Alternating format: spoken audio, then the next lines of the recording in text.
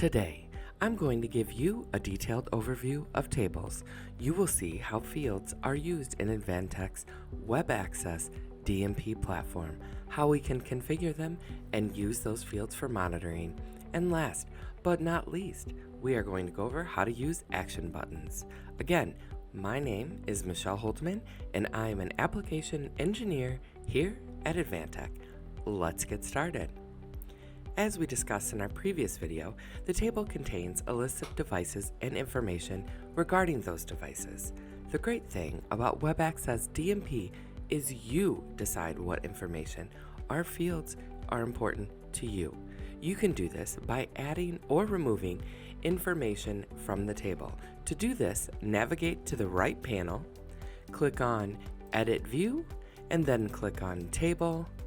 Here you will find a list of available fields for your company. If you would like to hide a field, just click on the I next to the field. You can also add a field to your table as well. Just scroll down the list to locate the field you would like and click on the I. For example, let's say that I would like to add device ID to show in my table. I just click on the I here next to device ID. As you can see, it moved up in the list and the I is now blue.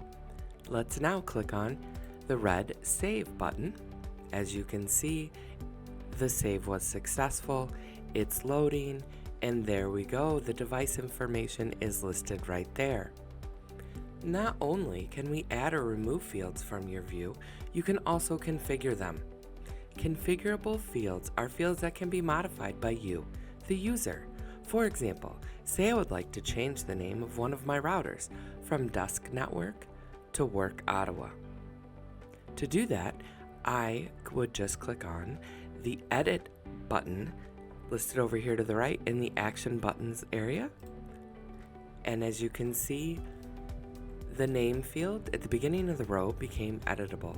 So I'm just going to delete the information that's listed there, change that to work_Ottawa since I am located in Ottawa, Illinois.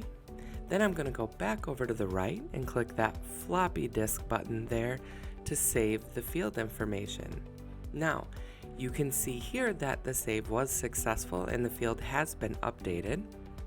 Also, you can see here it is now listed at the bottom because I had the fields sorted alphabetically. I hope you have found this video informative. If so, please give us a thumbs up and don't forget to subscribe to this channel to see upcoming videos. Thank you so much and make it a great day.